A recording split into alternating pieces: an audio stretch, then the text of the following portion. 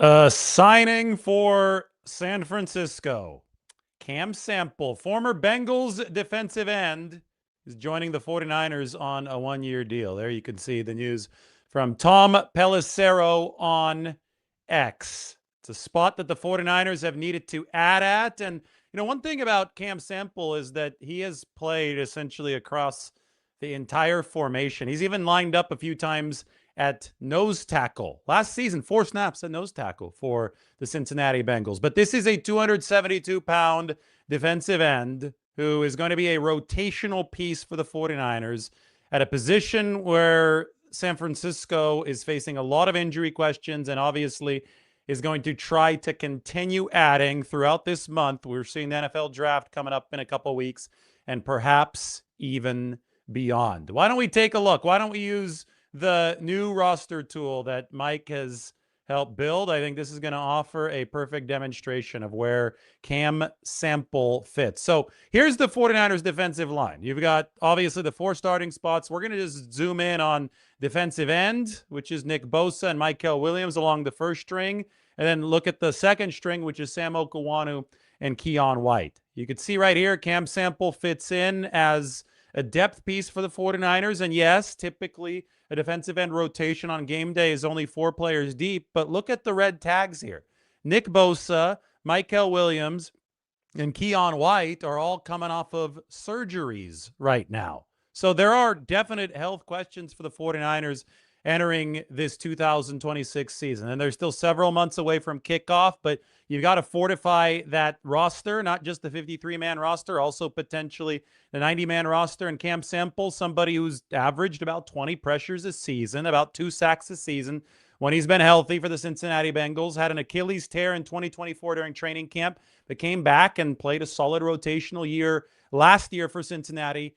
Sample is somebody who can fit into that void. But the 49ers are by no means finished along that defensive line. The NFL draft is coming up, and I just got done this morning talking about Malachi Lawrence, who is one of the 49ers' top 30 visits. He's an exceptionally athletic edge rusher out of the University of Central Florida who could be the pick for San Francisco at number 27. They've also set up a 30 visit with Romello Height, who's a speed rushing type out of Texas Tech. That was a really, really good defensive line for Texas Tech that Romello Height played on. So the 49ers are very clearly still interested in adding defensive linemen through the NFL draft. Height, more of a speed rushing exclusive kind of prospect. Remember that the 49ers lost Bryce Huff to retirement. So they're still in the market for a speed rusher. Somebody like Cam Sample does not fit as a speed rushing prospect. He fits as rotational depth for the 49ers who can play on the outside, who can play on the inside. There's already a clip going around. I think Brad Graham tweeted it out. You can go check it out on Twitter. But it's of Cam Sample winning against the guard. I think he was winning against left guard to deliver a sack. I don't think that he's Charles Omenihu, who had 36-inch arms, but I think that Cam Sample is a player who can win resourcefully. He has won resourcefully. He's pressured the quarterback about 60 times over the course of his NFL career, and he has notched a handful of sacks. And if he's out there for more than 400 snaps this year, the 49ers probably are facing way too many injury issues for their defensive line. But if you keep him between 200, 400 snaps, even if, the 49ers aren't able to add all too much more talent along the defensive line, then I think you're in a decent spot if you're the 49ers, because it means that you're not overplaying somebody who you signed as a depth and rotational piece. Now, people are wondering, what about Joey Bosa? Well, this has nothing to do with Joey Bosa. Bosa is a player who wants more than $10 million. He's obviously a star player. He's coming off of a Pro Bowl appearance this past season. The 49ers have a budget for a player like Joey Bosa, especially ahead of the NFL draft, because they're very interested in adding defensive linemen, as we've already established. And they've got to pay Joey Bosa a salary. If they do bring him in, it has to be at a number that is commensurate with the role that they have envisioned for him. And I don't think that that role that they have envisioned for Joey Bosa is all too massive. I think that it would be more of a situational pass rusher role. Probably would be in there on some base downs, but you would have to manage his pitch count over the course of the season. Obviously, it is an older player who was very strong to begin the year with Buffalo last year, but tailed off at the end. So the 49ers are looking at that and saying, okay, well, we'd be willing to pay something probably under $10 million for the 2026 season, but not something that would be at the salary that Joey Bosa earned with the Buffalo Bills of about $13 million in 2025. And if those two sides aren't seeing eye to eye right now, maybe they'll see eye to eye after the NFL draft, but there's still a lot that's going to happen between now and then. 49ers already hosting some of these linemen. They just signed Cam Sample as a rotational guy, and they'll regroup after the NFL draft and see where they are. And if Joey Bosa might still fit into this team's plans, maybe their budget for him will increase, or maybe Joey Bosa after the NFL draft will be willing to sign for less money than he's asking for right now. I mean, that's just how it works in contractual discussions with very established veterans, especially guys like Joey Bosa, who have earned the right to wait around and see if they can get more money and see if they can get a lucrative deal, just like Joey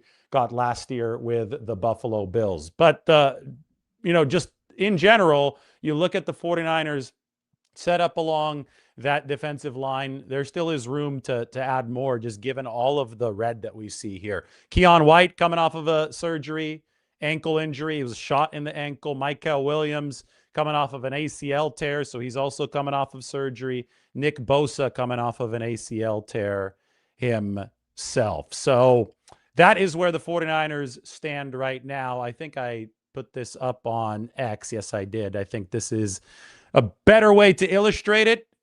All the guys with asterisks by their names are coming off of surgery, which is why the 49ers need to continue fortifying that defensive line room. So it's Bosa, Williams, White, Okawanu. Cam Sample, I think, slots in right now as the 49ers' fifth defensive end, and then Andrew Farmer the second, and William Bradley King. Practice squad guys last year, and I think probably practice squad guys again, and maybe Cam Sample falls into a very similar boat. This is obviously not going to be a very lucrative signing. It's not going to break the bank. It's a one-year deal for Cam Sample as he joins the 49ers. 10 years ago today, look at this. This popped up as something that happened exactly 10 years ago, April 9th, 2016. I made my live television debut. That was back when I was working for ESPN. So that's a younger version of me, obviously a decade ago before I started covering the 49ers, and it looks like I'm covering Stanford football. I have circled what I'm talking about here in the bottom left. I was reporting on Christian McCaffrey 10 years ago during this live television debut. He was coming off of the season where he should have won the Heisman for Stanford. He was entering his final season at Stanford. This was in April, so it was around the time of spring football. McCaffrey would go on to be drafted in 2017, same year I started covering NFL football. It just so happened that my first game covering the NFL, covering the 49ers in 2017, was Christian McCaffrey's first game. San Francisco played Carolina, and that was Christian McCaffrey's NFL debut. But this is like it's a time capsule. When I looked on the left side here, that's Steph Curry, rest versus record. That was the next discussion coming up. The Warriors were in the midst of their 72-9 regular season. And maybe in retrospect, they wished they would have rested Curry instead of going for that record that would beat out the Chicago Bulls because they lost in Game 7 of that NBA Finals, and Curry obviously had a hurt knee that contributed to that collapse in the playoffs. But you've got a live update coming up from the Masters. Stanford had a quarterback battle going on at the time. But some things never change. It's me reporting on Christian McCaffrey 10 years ago today. Isn't that absolutely wild? We've got some more 49ers news. Earlier this morning, we did the big show on Malachi Lawrence, who's the defensive end out of the University of Central Florida, one of the 49ers' top 30 visits. There was a podcast today where Malik Muhammad, who is a Texas cornerback, said that several teams are interested in him, and it's unclear if Muhammad is taking 30 visits to the teams that he listed, or if those teams are just going to conduct private workouts with him. But one of the teams that Muhammad listed was the 49ers. And this is a cornerback who's projected to go in either the third or the fourth round. And apparently San Francisco is interested in Malik Muhammad out of Texas. So keep that name on your radar. At this moment, we only know 5 confirmed top 30 visits. I'm not going to count Muhammad amongst those because it was unclear if he was talking about just a workout or an actual 30 visit. But those have given us at least some sort of a hint as to whom the 49ers might draft. And the fact that right now, out of the 5 names that we know, 25 to go, 2 of those are edge rushers and 3 of those are wide receivers. I think that there is some significance in that because it shows you that the 49ers are interested in both of those positions, maybe for pick number 27, which is the first pick that they own in this 2026 NFL draft. Back to the signing that San Francisco just made, Cam Sample's relative athletic score. Mike was kind enough to get this ready. This is what it looks like. He's not a terrible athlete. A 6.98 relative athletic score is actually solid. He's not very tall, but nobody's saying that he's a physical specimen. Nobody's saying that he's coming in at 6'6" and 280 pounds without hardly any body fat. You know, we looked at that guy, War Bernard, out of Nigeria the other day. He might be an undrafted free agent or a late round pick, and he has a perfect 10 relative athletic score. Cam Sample's been a guy in the NFL, and to be just the guy in the NFL, I think it should be emphasized that that's really hard to do. Just to be a rotational guy who's seen some success in this league, as Cam Sample has, that's not easy. It puts you immediately in the top 0.1% of football players on this earth. So give him some respect for that. But about 272 pounds at the time of his testing back in 2021. He was a 4th round pick. He was a little bit lighter at 267, but we'll say 272 pounds, nearly 6'3", decent strength, a really good vertical. That's where he's shined the most as far as his athleticism goes. So he's able to explode upward, and typically that leads to some good explosion off the line of scrimmage, and we have seen some of that from Cam Sample. Solid speed, 4.8 40, 1.7 10-yard split, and not very agile, but he has found ways to work around that again to create a nice little NFL career. He's been around since 2021 when he was a 4th round pick of the Bengals. And now, because I think a lot of that adaptability, I could go to the snaps that Cam Sample took across the formation for the Cincinnati Bengals last year. So 232 snaps total for Cincinnati on defense. And as I said, he took 4 at nose tackle, but he was on the very right outside Leo edge rushing position 26 times. He was on the very left outside edge rushing position 44 times. He was at a standard left end alignment 35 times. He was a standard right end alignment 5 times.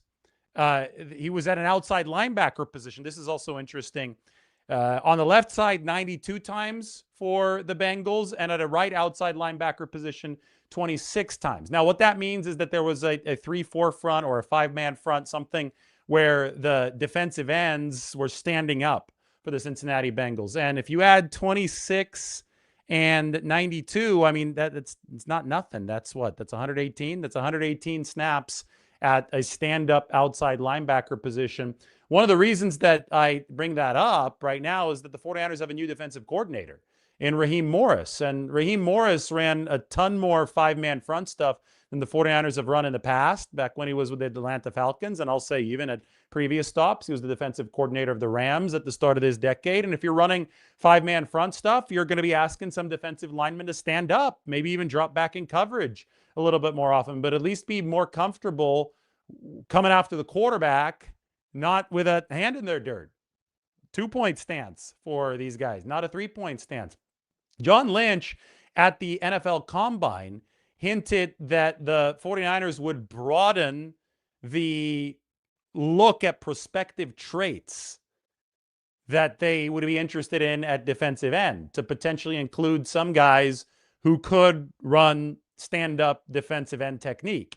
And Cam Sample has done that because he's been all over the formation for the Cincinnati Bengals. There's 2 levels to this. The 49ers have asked for a lot of versatility from their defensive linemen in the past. Chris Kasarik has obviously loved when guys can move inside. So defensive ends work against guards who have shorter arms on pass rushing downs. That's how Charles Omenihu and Arden Key made a lot of money for the 49ers. Typically, they like taking guys with really long arms and having them work against guards with shorter arms. That they feel that the edge rushers are going to be lighter than some of those stout guards, and they can, in pass rushing situations, use that athleticism to their advantage because there's much less of a chance that they get mauled. So the 49ers have loved that kind of adaptability from defensive linemen over the years, and they may be asking for even more of it because Chris Kasarik has stayed aboard for San Francisco. So obviously his wide nine and his kicking defensive ends inside and that entire thought process, I think, is going to stay present for the 49ers. But what Raheem Morris might bring to the table as far as the five-man fronts might expand on what Chris Kasarik is looking for. And if that is the case, then it makes sense that the 49ers are going to a depth piece who is able to perform at multiple different positions for them. Those of you just walking in, I know that we've got quite a big crowd, our biggest crowd in a while for a live show because the 49ers haven't made a signing in a while. We'll go to the old school depth chart as well to illustrate where Cam Sample fits. But Tom Bellicero says that the former Bengals defensive end has agreed to a one-year deal with the 49ers. How about we do this? How about we move to the old school spreadsheet? I'm still keeping the old school and the new school. I'm keeping both of them active. So if you guys have a preference, well, then you could just go to the one that you like more. But here we go to the defensive line. This does a good job illustrating it. I think you need at least 9 bodies to make the 53-man roster along the entire defensive line. Then you decide how many of those guys are defensive tackles, how many of those guys are defensive ends. But again, the injuries, the guys coming off surgery are highlighted in pink right now, and you just can't really firmly count on anything in this league. You don't know how healthy you're going to be at the end of training camp. You need to make sure that you have bodies and veteran bodies, and you want to insulate yourself heading into the NFL draft, where obviously there is interest in adding even more at this position. But Bosa, Okawanu, Michael Williams, Keon White, and Bosa can be highlighted in pink too, just for argument's sake right now. The yellow means foundational pillar, but Bosa is also coming off of a surgery to end his 2025 season. And there you have Cam Sample. Now, he makes the roster if guys in front of him aren't available or if the 49ers don't add as much as they want to through the draft. But if the 49ers see Bosa, Collins, Williams, Keon White, all those guys available for the start of the season, and if they do add a draft pick with some valuable capital that's better than Cam Sample, or at least somebody they need to carry on the roster ahead of him, he probably doesn't make the roster. And I'm sure there's not a whole lot committed in this deal if he doesn't, and maybe he's somebody that they can keep aboard on the practice squad. That is one possibility here. The other possibility is that they need him as that 4th or 5th defensive end to start this season just based on the condition of guys in front of them. So you just see the 49ers building out their optionality with a player who they believe they can plug into multiple different spots. I just read through that positional alignment for you. All right, let's answer some questions. If you guys want to know what I've been up to over the course of the past 10 years, ever since this photo, which was 10 years ago today, alongside Mr. Curry, talking about Mr. Christian McCaffrey, you can go ahead and ask. I'm going to head into the comment section, and we can have a nice, fun discussion here on this Thursday afternoon. It was an Achilles. He tore his Achilles in 2024, and this is not me. I did not tear my Achilles in 2024, knock on wood. Cam Sample did. Training camp 2024, but he returned in 2025 and put up his 20 pressures, 2 sacks, and put up essentially the same snap load that we had seen before. So he has returned from the Achilles injury, and he'll be a year further removed from it in 2026. Where's Jake Tonjes? Is Jake Tonjes not on my roster? I better fix that. Jake Tonjes is here. What are we talking about? Is Jake Tonjes not on the other one? But look, here just to prove that Jake Tonjes is here, I've got Jake Tonjes right behind George Kittle. Now, is Jake Tonjes not on this one? Do we need to add Jake here? Tight end? No, Jake is here. Jake is on both rosters. So To answer your question, Jake Tonjes is on both of our rosters, but thank you for asking, and it's all good. What is the cap space at right now? Well, that doesn't really affect the cap space. This is going to be a deal for the minimum, not much more. But if you want me to answer your question, we can go to the salary cap sheet. So nice dog, by the way, like the photo there. This is the new tool that Mike has generated. Look, you can go to the top, and then you can click on the salary cap tab, and the 49ers are at about 20 million. I'm already costing or accounting the cost of the draft class in that figure right there. The 49ers draft class is going to leave them with about that much. Now, what we don't have in there is the Trent Williams restructure, which could be happening at any time now. We'll see when that does happen. It's going to be a new deal for Trent Williams when it does happen, and it should knock down his salary cap hit, which currently is at $46.3 million for this 2026 season. I don't know if things are expected to be done before the draft, but I think that, it'd be best if they were. Now, I don't think it's mandatory to get done before the draft. I think that you really want Trent Williams to be in training camp if you're the 49ers. You saw what it has looked like without training camp, and, he wasn't in the best condition in 2024. You want to make sure that Trent is in as good of condition as possible, especially at this advanced age. So I think that would be really the functional deadline for the 49ers, so this doesn't start hurting their 2026 season. Young me looks similar to CMC. All right. I'll let you guys be the judge. There it is. Here's old me. I mean, this is beard versus no beard. Much older me. I'm going to take older me off the screen, or at least make that smaller. There's a photo of me interviewing Christian McCaffrey around this time. Like, it was either a week later or it was on this day, because Stanford had their spring game going. This actually, this might have been a week later, I think, but you guys can judge for yourselves if I can. Mike, if you can find that picture, I tweeted it at some point, but if Mike finds it, then we'll put that up on the screen. Yeah, you guys are saying you could see it. Thanks for the compliment. I think that I'll take it. If you guys say that I used to look like Christian McCaffrey, I'll take the compliment. But again, like, what a decade it's been. It's been 10 years, and Steph is still doing it at a high level. Unfortunately, the Warriors aren't as good as they were when they won all those games. The Masters are still happening. The Yankees are still playing the Tigers, I'm sure, 10 years ago. I don't know if Stanford's having a quarterback battle, because I don't really cover Stanford anymore. But Christian McCaffrey is still being talked about in the Bay Area. I'm still reporting on Christian McCaffrey. So some things never change. Some things stay constant for a long, long time. Drake Jackson no longer on the team. Was hurt, couldn't stay. That knee was a big issue, and the 49ers cut him. That was last year. See Kirk Herbstreit? That's kind of funny. I could see that, I guess, with the fade haircut, and yeah.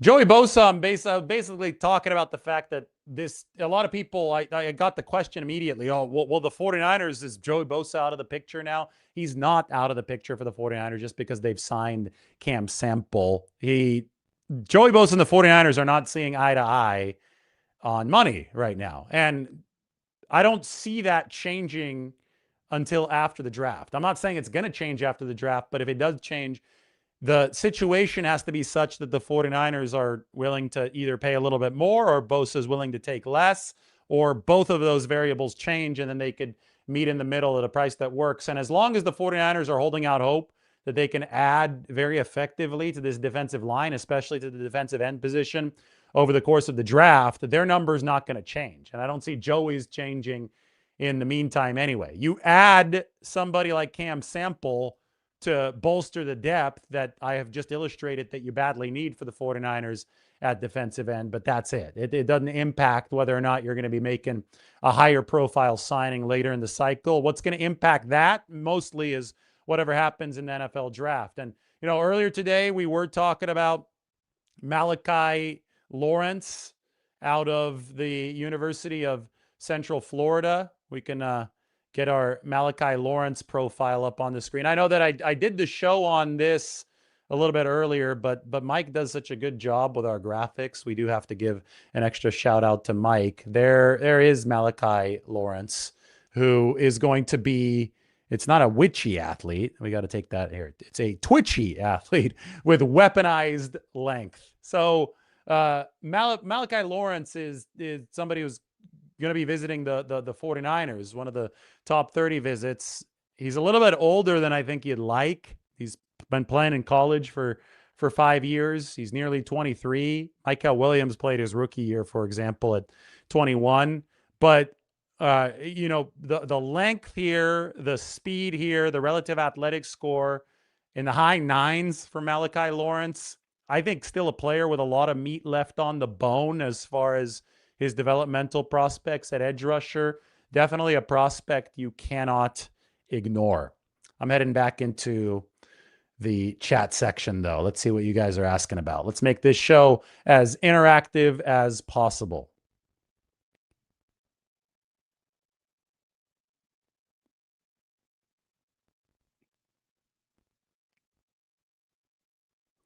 What about trading for Thibodeau? If the Giants are making him available, I know that John Harbaugh said that everyone is tradable the other day. Mike and I were talking about this a little bit earlier. Maybe I'll do a show on this for you guys here over the next couple days because we did talk about Dexter Lawrence, who has demanded a trade out of the New York Giants. But it does seem to me that Kayvon might end up being a little redundant to Michael Williams. But redundancy is something that's a luxury in this league, right? I mean, you only have redundancy at a position if you have multiple healthy guys at a position. And as we know very well from following the 49ers, having multiple healthy guys at a position is a rarity, right? I mean, last year it was a rarity. So that's why, especially when the defensive line is your engine as a team, that's why you like to stockpile as many guys as you possibly can. Now, I don't know what Thibodeau would cost. I don't know if it would cost a fourth, a fifth rounder. 49ers don't even have a 5. Some people have talked about trading back out of the 4th round if you can, and sending a 5 over to the New York Giants, maybe a 2027 pick. And then, of course, you would have to inherit Kayvon Thibodeau's contract. He's a good player, but he hasn't been a supersonic player by any stretch of the imagination. I think a lot of untapped potential probably still there for Kayvon Thibodeau. And I think that the 49ers have clearly broadcast that unless they're getting needle-moving play from a veteran, they are going to want to fill the spots with draft picks, cost-controlled draft picks where you're going to get hungrier players, maybe better run defenders.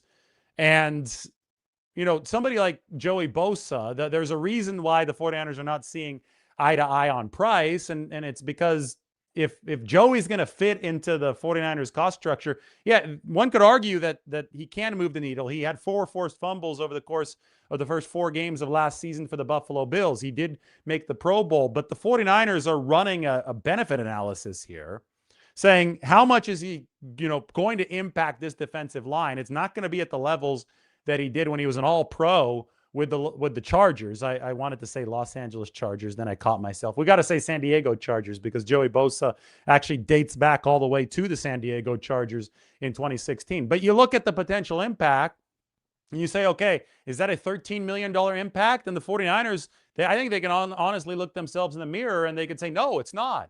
It's an impact that's probably, if you price it fairly, is going to be something under $10 million for this football team. So that's probably what they're willing to pay. And whether or not they can come to an agreement with Joey Bosa at that rate remains to be seen. I would say it's unlikely based on our latest update from John Lynch, based on the fact that a lot still would have to happen in order to facilitate that, and the prices of both sides would have to change. But it is worth talking about because it is something that the 49ers have been interested in now for a couple years. You have high hopes of the 49ers' second-year defensive line picks. Well, I mean, they had a good first year. We can go back. Why don't we go to the San Francisco Standard for this? But, I don't think that you're thinking is erroneous here. I think that you can have high hopes for guys like Alfred Collins and CJ West, who really came along. Michael Williams was really damn good last year. He absorbed a lot of double teams. I have some good stuff for you guys that we can open up here on the San Francisco Standard. So first off, today we came out with this piece, and it's about the 49ers defensive backs. Okay, so we have all the cornerback performance, which was good for the 49ers this past year. Safety performance, definitely worse. You could find the safety performance right there. Deommodore Lenoir and Trent McDuffie, by the way, very similar performance profiles. All right, now we're going to leave that, and we're going to go to our 49ers defensive line piece. Because we're talking about why they signed Cam Sample, well, he's added into the room that I wrote about here. And I'm going to put this article up on the comment section. We'll put it up on the description. In fact, maybe I could send it to Mike right now. There you go, Mike. Mike, by the way, as I'm looking at our text message thread, says, I don't see anyone offering Joey what he wants. He's going to need to lower his price. Maybe he will. Let's see. It's April 9th right now. There's still a long way to go before this gets real. But anyway, this is real. This is Alfred Collins and Michael Williams. We just had a comment saying, I really believe in the 49ers second-year defensive linemen. Well, these are two of them. These are the top two picks from the 2025 draft. If we go here, and I will make this bigger up on the screen. Let me give you guys the benefit of seeing this really cool chart. I think that this truly helps illustrate the impact that Michael Williams had for the 49ers in 2025, his rookie season. So you've got x-axis, which is double team percentage. How often did this player draw two blockers, draw double team? Y-axis is pass rush win rate. So you want to be further to the right and further up. We know that Michael is still not a polished pass rusher, but we know that he's a really good run defender. And you know what was really important to how the 49ers operated, both against the run and the pass last year, was how often a certain player commanded double teams. Sam Okawanu did a sneaky good job in that regard. Look how far to the right Sam Okawanu is. That's somebody the 49ers re-signed. Look at where Michael Williams is, though. As far as double team rate, only TJ Watt, Myles Garrett, Micah Parsons drew more double teams than Michael Williams. You've got Max Crosby a little bit behind him. You've got Sam Okawanu a little bit behind him. But, I mean, Michael drew a lot of double teams last year. He impacted the game in a way that cannot be necessarily just illustrated through the simple stat sheet. And that, to me, is a big delineation between those who are casual viewers and those who really, really know what they're talking about. You watch the tape, you see what guys are doing, even when they are not registering something in the box score. And Michael Williams did a lot of good work last year. It all added up to the 49ers actually ranking number 6 in run defense over the period of time, weeks 1 through 9 when he was available, and then dropping to number 26 after he tore his ACL. That was by expected points added per play.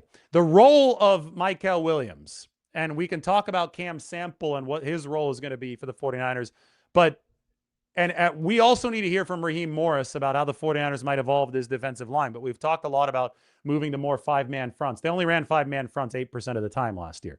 But the role of Michael Williams in the Robert Saleh defense, and I'm sure that it's going to be similar moving forward based on all the signs that we've seen heading into 2026, is defensive end on rundowns. He needs to set the edge on rundowns. That often is going to mean taking on double teams, because you're going to have what we call combination blocks on some of these outside zone runs, or any outside run. You could see a combination block. You could see a tackle. You can see a tight end try to take on the defensive end.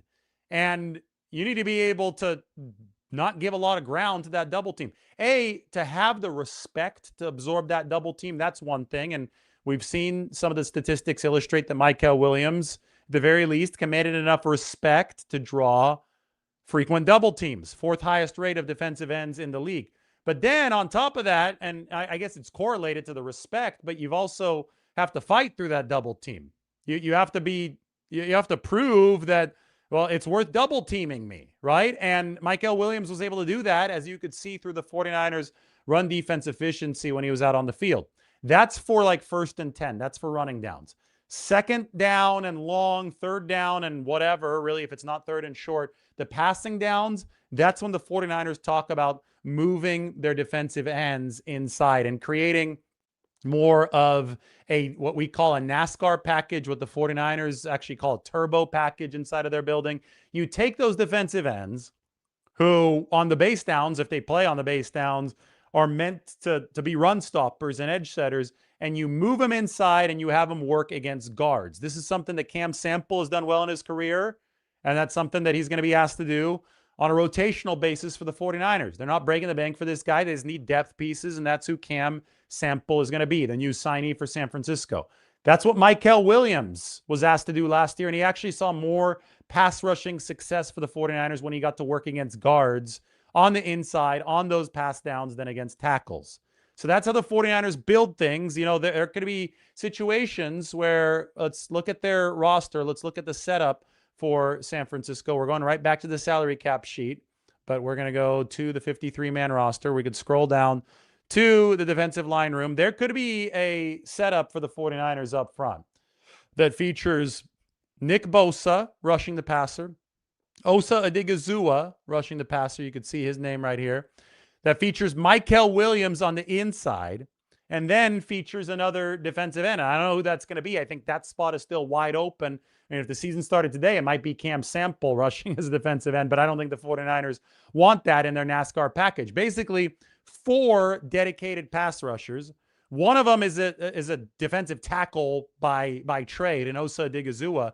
But last year, the 49ers didn't have any pass rushing defensive tackles. So on the inside, like Yetur Gross-Matos was a defensive end, having to play inside on that defensive tackle position, even when the 49ers were at full health, when they were trying to be as adaptable as possible along the defensive line. The fact that they've added Osa Odigizua this offseason via the trade with Dallas means that they have a 3-down, 3-technique defensive tackle who you don't have to take off the field, or at least who you're comfortable with being out there on passing downs to rush the quarterback from the DT spot, which gives the defense much more adaptability and versatility than it had last year, especially after guys got hurt. For illustration purposes, Osa Odigizua had 52 pressures last year alone, individually, as a player for the Cowboys. The 49ers defensive tackles combined for 56 pressures. So Osa on his own had almost as many pressures as all of the 49ers 5 or 6 defensive tackles combined last year. That's how desperate they entered this offseason for more pass rushing juice on the inside. Now, what are they going to do moving forward? Well, obviously Osa takes up one of those spots if he's healthy. But they still need to develop pass rushing from Alfred Collins, from CJ West. They're still going to be kicking defensive ends inside to pair with Osa Odigizua on those pass rushing downs. So you're going to see Keon White, who plays a lot of that outside-inside role. You're going to see Cam Sample, if he does have a chance to crack this roster, play an outside-inside role. That's what he did with the Bengals. And maybe you'll see a draftee play that role for the 49ers. But you can never have too many of these guys up front. The Seahawks built a lot of their success this past year just on sheer depth, and the 49ers are trying to bring back depth that they used to have along this defensive line.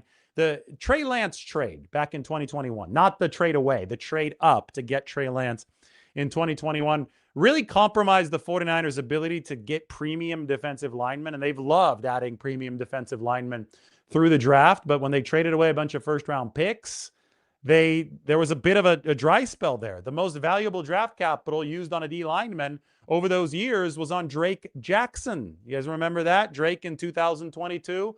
Well, he's no longer on the football team. 49ers don't have the same level of talent, that meaty talent that they had over the course of the early Shanahan-Lynch years along the defensive line. Last year, they said it is time to put a stop to the bleeding and reinvest in the defensive line. They picked Michael Williams. They went to Alfred Collins. They went to CJ West. They went 5 straight defenders to open the 2025 draft. And 3 of those guys were defensive linemen. Another one was the nickelback Upton Stout. And then there was the linebacker Nick Martin, who we're probably going to see more of this season. So they started really reinvesting in that defensive line, and now that reinvestment has to continue, and we've seen it continue with the trade for Osa Odighizuwa, and now they signed Cam Sample. It's not a big investment. That's a depth piece. We'll see if he even makes the 53-man roster. We'll see if Joey Bosa gets a contract with the 49ers. Probably unlikely, but still something that can continue to be talked about. And of course, we will discuss whom they pick in that NFL draft. Other news is that Chase Lucas, the 49ers former nickelback, speaking of Upton Stout, the backup to Upton Stout, has signed a one-year deal with the Tampa Bay Buccaneers. So we expected Chase Lucas to be off to somewhere else, and Chase has indeed signed somewhere else. Congratulations to him. I think Chase is a cool story. He was on the 49ers scout team back in 2024. They got him after he started his career with the Lions. He got into a little fight after the NFC Championship game that San Francisco won with Deommodore Lenoir. But who doesn't fight Deommodore Lenoir, right? He tends to get into some back and forths with opposing players, especially after big games or during big games. But anyway, Chase and Demo became really good friends in that 49ers locker room. Chase was like the Travis Hunter of the 49ers. That's what he called himself in 2024.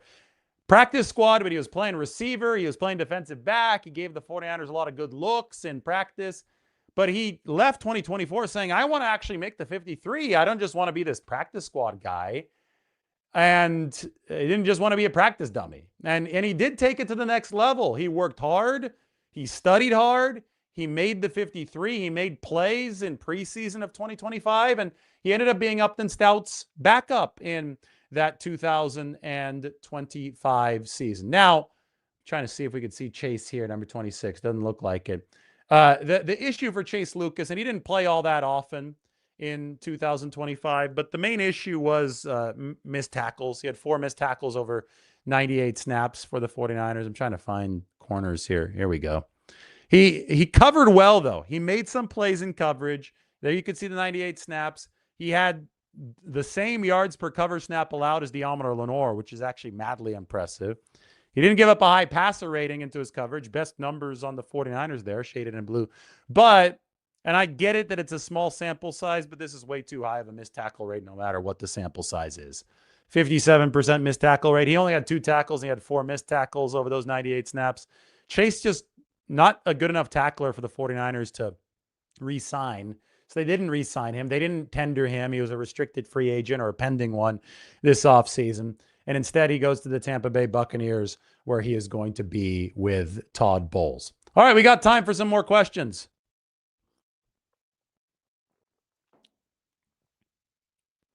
Being Butterfly thinks the 49ers are building the beginning of a dynasty.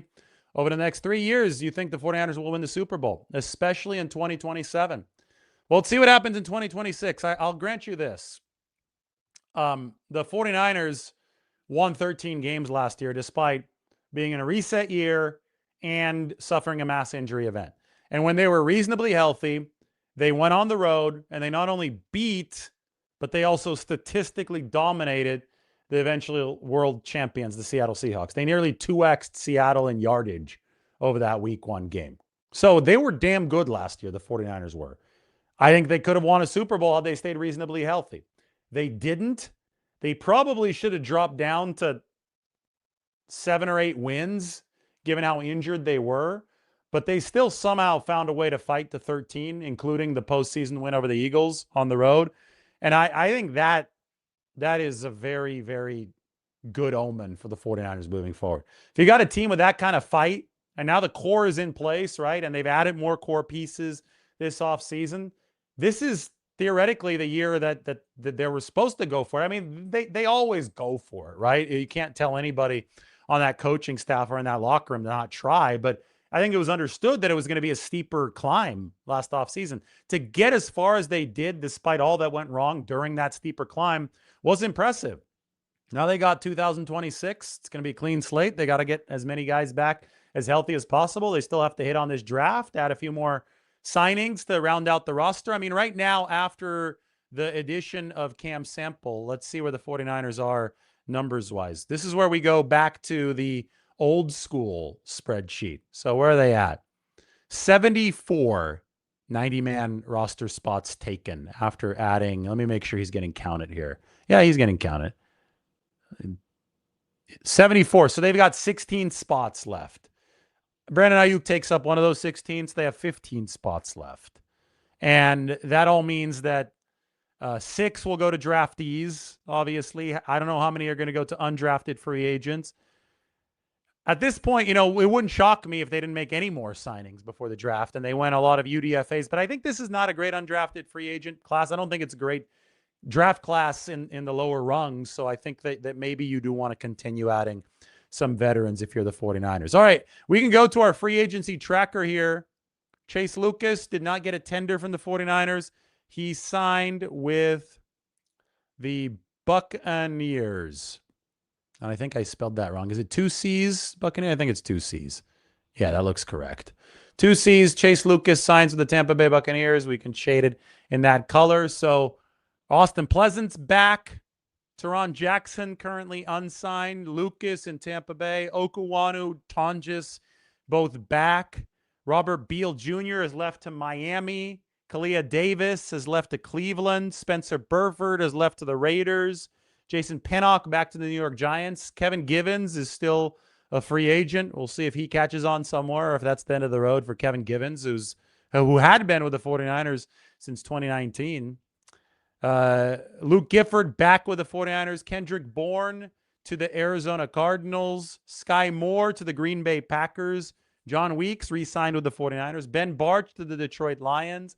Brian Robinson to the Falcons. Thomas Morstead might retire. I'm not sure, though, but he's been replaced by Corliss Waitman. Still remains unsigned. New 49ers punter is Corliss Waitman. Eric Kendricks, Curtis Robinson, Trent Taylor, and Cleveland Farrell still unrestricted free agents. Eddie Pinheiro has re-signed with the 49ers. So is Patrick Taylor Jr. The running back. Matt Hennessy, the backup center, has gone to the Dallas Cowboys. Garrett Wallow, linebackers re-signed with San Francisco. Yetur Gross-Matos and Juwan Jennings, a pair of prominent free agents, remain free agents. Jordan Elliott has signed with the Tennessee Titans. Nick Zakel, offensive lineman, back with the 49ers. And Kaiser White, who came in at the end of last season, remains unsigned. And he wasn't signed throughout all of last season until the 49ers picked him up there for the very end. So wouldn't surprise me if he is done with his NFL career. But we shall see.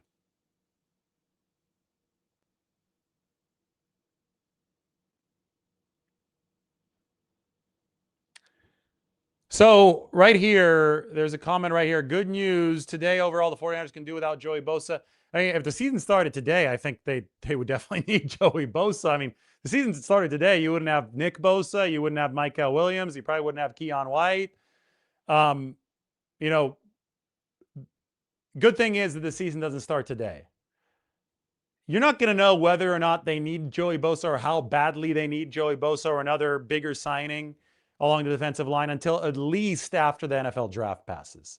Like right now, it's this staring contest, and we see who blinks first because nobody really knows what the exact need is. And that's why the 49ers are unwilling to move off of their price request, and no reason for Joey to move off of his quite yet. Let's see where this game of musical chairs stands after the NFL draft is done, and you see if the Niners get Malachi Lawrence or somebody else, right?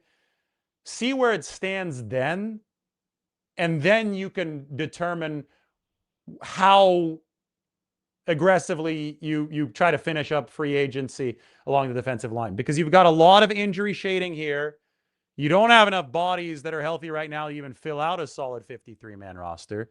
You've got practice squad caliber guys along the edges here, and Andrew Farmer the second, and William Bradley King. I mean, there's still a whole heck of a lot to sort out. So I wouldn't make any blanket statements at this point, but we do know that the 49ers have added Cam Sample, and he's going to be I think, a solid rotational piece for the 49ers at best, and at worst, he's a practice squad guy for San Francisco. Nothing more, nothing less. No reason to overreact. I'm sure we'll have plenty of those overreactions, but this is football as you build out a big 90-man roster. Mike says the 49ers can always trade for an edge during the season. That is true. They can trade for an edge over the course of the season. Maybe Max Crosby. Maybe that will be back on the table. As of right now, it doesn't seem like it is, but things change quickly in this league, as Max Crosby himself learned over the course of this offseason with that quick trip to Baltimore that ended up being a round trip. It was not a one-way ticket to Baltimore. It was a two-way flight. Being Butterfly thinks the 49ers are drafting an edge if a good one is available at 27. Well, I mean, that's what I talked about a little bit earlier this morning. You guys should all go check out that video. This is the edge that might be available. Malachi Lawrence, first or second round grade, maybe a second round grade, but 49ers are picking at number 27.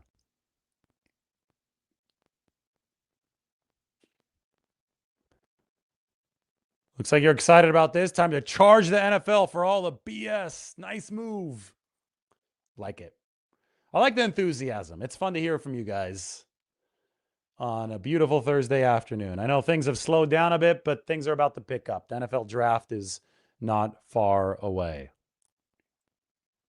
Not sure the 49ers are done signing until the draft. We'll see. Like I said, there are 15 spots still left to be filled, so.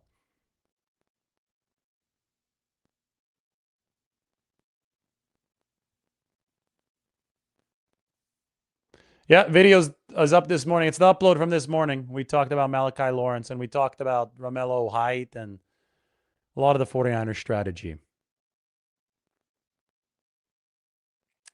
49ers with Trent Williams are 55-29. 5-15 in games without him. Yeah, I mean, they need Trent. They need Trent. They would have to do some kind of crazy Houdini act if they don't have Trent to be okay at that left tackle position. I think everybody knows what they're watching, very clearly understands that they need Trent.